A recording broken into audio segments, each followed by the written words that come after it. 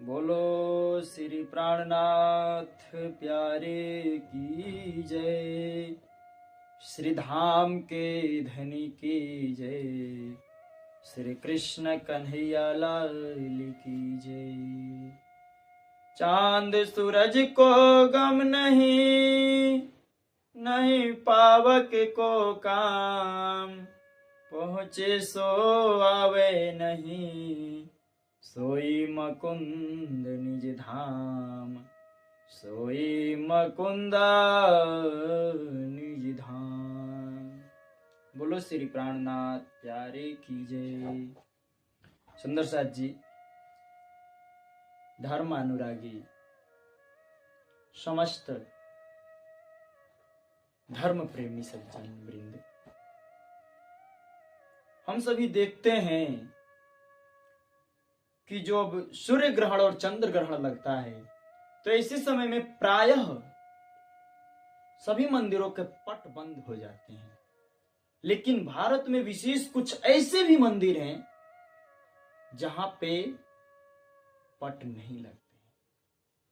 तो क्या मंदिर में पट लगाना सही है या गलत है? क्या हम जानेंगे भगवान और उनके भक्तों के ऊपर सूर्य अथवा चंद्र ग्रहण का असर पड़ता है या नहीं पड़ता है? यह बहुत जानने योग्य बात है, जरूरी बात है। तो यदि सर्वप्रथम हम देखें तो गीता का श्लोक उठाते हैं, अध्याय नंबर 9 और श्लोक नंबर 10 है। मध्याध्ये क्षीण प्रकृति सूयते सचराचरम हेतु नान्यभ्यम कौन्ते जगदे परिवर्तते। इसमें भगवान श्री कृष्ण कहते हैं, हे कौन्ते, हे अर्जुन, यह जो समस्त प्रकृति है ना, जितने भी चर अथवा अचर हैं, यह सब मेरे आज्ञा से चलते हैं। तो यह सूर्य और चंद्र क्या है जो मेरी आज्ञा से परे हैं, यह भी मेरी आज्ञा के अनुसार ही चलते हैं। तो इस तरह देखा जाए तो सूर्य ग्रहण अथवा चंद्र ग्रहण का असर परमात्मा योगेश्वर अरे कृष्ण पर तो पड़ने का कोई प्रश्न ही नहीं उठता है। भगवान श्री कृष्ण परमात्मा श्री कृष्ण पर चंद्र ग्रहण अथवा सूर्य ग्रहण का असर कब से पड़ने लगा? और अगले श्लोक में क्या कहते हैं? यक्षुड़े सविता सकल ग्रहणाम राजा समस्त सूर मूर्ते स्तेजा यज्ञा भ्रमन्ते संप्रत काल चक्रो गोविंदादिम पुरुषम तहम भजामि। कहते हैं कि जो भगवान श्री कृष्ण गोविंद का भजन करता है, जो श्री कृष्ण का ध्यान करता है, तो यह जो सकल ग्रहण है ना, सूर्य चंद्रमा जितने भी ग्रह हैं, यह सब दौड़ते हैं, फिरते हैं, और उन सभी ग्रहों के राजा श्री कृष्ण हैं, योगेश्वर श्री कृष्ण हैं। तो उनके जो भक्त हैं ना, उनको जो मानने वाले हैं, उनके ऊपर इस ग्रहण का कोई भी असर नहीं पड़ता है। यह ब्रह्म संहिता का 5 नंबर का अध्याय और 52 नंबर का श्लोक है। जिसको संदेह हो वह जाओ और ब्रह्म संहिता जाकर के देख लो। योगेश्वर भगवान श्री कृष्ण के भक्तों पर कोई ग्रहण नहीं पड़ता है, तो फिर योगेश्वर भगवान श्री कृष्ण के ऊपर ग्रहण का असर कैसे पड़ सकता है? और जब ग्रहण का असर ही नहीं पड़ेगा तो भक्त और भगवान जब दोनों मिले हुए हैं तो उस मंदिर में पर्दा लगाने की क्या जरूरी है? मंदिर बंद करने की क्या जरूरी है? और सज्जनों सुंदर साथ जी, देखा जाए ना तो यह ग्रहण से कलयुग में बहुत बड़ा काम होता है। और वह काम क्या है? जिस प्रकार से ठेस लगने से मनुष्य का आयु क्षीण होता है, उसी प्रकार से सूर्य अथवा चंद्र ग्रहण लगने से कलयुग की आयु क्षय होती है। और इसी कलयुग का आयु क्षय होने के वजह है कि विजयाभिनंदन बुद्ध निष्कलंक अनंत श्री प्राणनाथ जी का जो प्राकट्य है, वह प्रगटन विक्रम संवत 1675 में ही हो गया। 1735 में वो दुनिया में जाहिर हो गए। यही कारण है कि प्रथम चरण में ही चौथा चरण लग गया। इस प्रकार से कहा गया है। अगर जो निजानंद संप्रदाय में देखा जाए तो इसके में भी सुंदर साथ जी सज्जनों, किसी को मेरा बात कोई बुरा न लगे, कोई दिल पर बुरा न ले, सबसे पहले मैं क्षमा प्रार्थी हूँ। लेकिन आप लोग जो कहते हो कि हमें भी सूर्य ग्रहण अथवा चंद्र ग्रहण का असर पड़ता है, तो आप निश्चित करके मान लो कि मैं ब्रह्म सृष्टि नहीं हूँ, क्योंकि ब्रह्म सृष्टि ब्रह्म के अनुसार चलती है, ब्रह्म के मार्ग पर चलती है, जो ब्रह्म ने बताया है उस पर चलती है। और आप तो वितक के जानकार हो। आप अष्टपहर की देख लो, वितक में महामती श्री लालदास जी ने वितक लिखा ना, उसमें किसी भी समय का कोई भी वर्णन चुके नहीं, सब कुछ उन्होंने किया। आप देखो अष्टपहर की वितक, 36 कारखाना, गर्मी की ऋतु, सर्दी की ऋतु, सब ऋतुएं आई, तो क्या 11 वर्ष में आपको नहीं लगता कि कोई सूर्य ग्रहण अथवा चंद्र ग्रहण भी लगा होगा? निश्चित करके लगा होगा। लेकिन धनी हमारे उस टाइम भी सूर्य ग्रहण अथवा चंद्र ग्रहण को मान्यता नहीं देते, और यह हिंदू सनातन परंपरा में है। आप देखो, यदि संदेह है तो जाओ उज्जैन, महाकाल मंदिर देखो, खुला रहता है कपाट, बंद होता है क्या?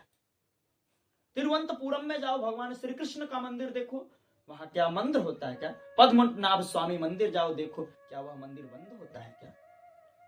आप देखो काशी विश्वनाथ भगवान, जो विश्वनाथ विराजमान है काशी में, क्या उनका मंदिर बंद होता है क्या? क्या वह हिंदू नहीं है? वे शक्कर के हिंदू हैं, लेकिन भगवान काल से परे हैं, काल को बनाने वाले योगेश्वर श्री कृष्ण हैं, तो उनके ऊपर समय का कोई भी प्रभाव नहीं होता है। इस संदर्भ में मुकुंद दास जी ने कहा, जो मैंने पहला चौपाई बोला, चांद सूरज को गम नहीं, नहीं पावक को काम, पहुंचे सो आवे नहीं, सोई मुकुंद निज धाम। चांद और सूरज को गम ही नहीं है कि वह परमात्मा कहाँ रहता है, और मुकुंद दास जी कहते हैं वह मेरा अखंड अचल धाम है। आगे आपको संदेह है और तो सुनिए, महामती प्राणनाथ जी वाणी में कहते हैं, एक नख तड़ी जो तत में जुते मां कईने सूरज ढंपाय, केम करी शोभा वर्ण मुरे सखियो मारी, सबद न पहुंचे त्याहे। पहुंचता है? अरे एक नख के ब्रह्म सृष्टि के, और जो परम धाम में श्री राज्य हैं, या योगेश योग माया के मंडल में है, या जागनी के ब्रह्मांड में है महामती प्राणनाथ जी, इनके नख से जो किरण उठती है ना, उस किरण में करोड़ों के करोड़ों सूर्य ढंपा जाते हैं। सूर्य चंद्रमा भगवान श्री कृष्ण से एनर्जी लेकर के पावरफुल होते हैं और आपको चार्जेबल करते हैं। उस योगेश्वर को आप बोलते हो कि ग्रहण के प्रभाव लगता है उनके ऊपर और उनके भक्तों के ऊपर? ना उनके ऊपर लगता है, ना उनके भक्तों के ऊपर लगता है। यह ग्रहण का प्रभाव उन दोनों के ऊपर प्रभाव लागू नहीं होता। आगे क्या कहते हैं, फिरत चिरागा इनमें एक चांद दूजा सूरा, ये तो शोर सेहरन का नहीं रोशन वतनी नूर। फिरत चिरागा, इनमें दो चिरागे भगवान ने लगाए जब ब्रह्मांड बनाए, तो उन्होंने क्या किया,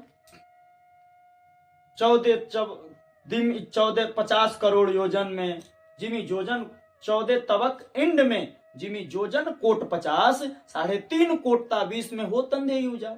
यह सूर्य सिर्फ 3.5 करोड़ में जाते हैं। इतना बड़ा जो अखंड ब्रह्मांड बना अंधकार में, उसमें प्रकाश देने के लिए परमात्मा ने अपना एनर्जी डाल दिया, सेल डाल दिया, और उसका एक का नाम सूर्य रख दिया, एक का चंद्रमा रख दिया। यह दोनों हमें प्रकाश देते हैं। उस योगेश्वर के ऊपर आप लगाते हो ग्रहण का असर, मंदिर में पर्दा, यह तो उस योगेश्वर का अपमान करने के समान है। आगे क्या है,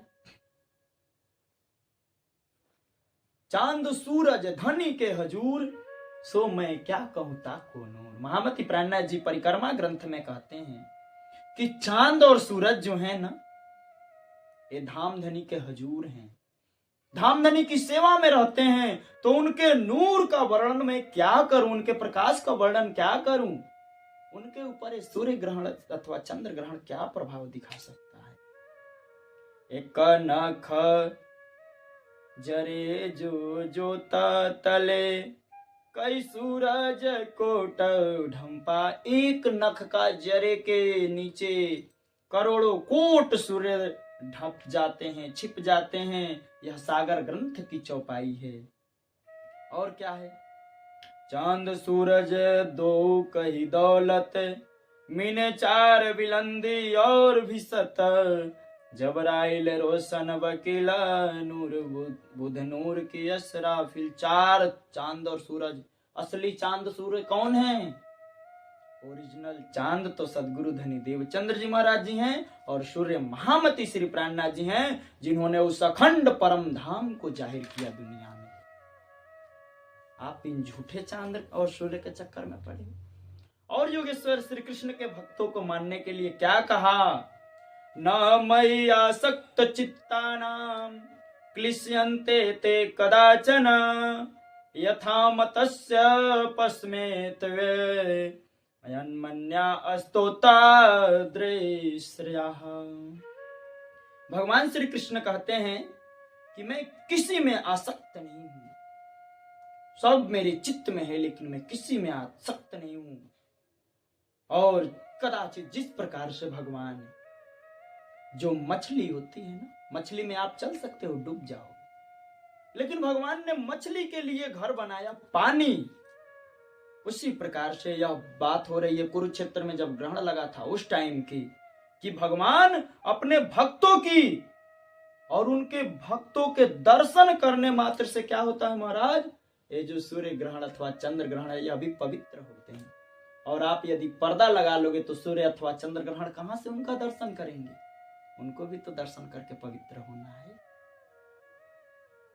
तत्रेष्णात्वा महाभागोपव्यम सुसमाहिता, ब्राह्मणभ्यो दधुर्नवास स्त्रम तमालिनी। भगवान श्री कृष्ण का दर्शन कर से सूर्य अथवा चंद्र सब पवित्र हो जाते हैं, सब भगवान श्री कृष्ण की दर्शन की चाहना करते हैं। और जितने भी ग्रह है, उन ग्रहों का योगेश्वर परमात्मा श्री कृष्ण के ऊपर कोई असर नहीं पड़ता है। यह बात आप निश्चित करके मानिए। यदि आप ऐसा नहीं मानते हैं तो आप योगेश्वर श्री कृष्ण के गुनहगार हैं, ऐसा समझ लीजिए। क्योंकि परमात्मा में कोई दाग नहीं है, परमात्मा सबसे निर्लिप्त है, साक्षी रूप है, सनातन है, इसीलिए वह परमात्मा है। तो योगेश्वर श्री कृष्ण पर ग्रहण का कोई भी असर नहीं पड़ता है सुंदर साथ जी। और आप लोग पूरे वीडियो में बने रहे, इसके लिए आप सभी का बहुत बहुत आभार, धन्यवाद। और आप सभी लोग कृपया करके वीडियो को लाइक करें, शेयर करें, कमेंट करना बिल्कुल भी नहीं भूलें। और जो मुझसे गलती हो गई हो उसको कमेंट के माध्यम से जरूर बताएं। किसी को बुरा लगा हो तो उसके लिए मैं क्षमा प्रार्थी हूँ। आप सभी को दिल से बहुत बहुत धन्यवाद। बोलो श्री प्राणनाथ प्यारे की जय, श्री धाम के धनी की जय, श्री कृष्ण कन्हैया लाल की जय। प्रणाम जी।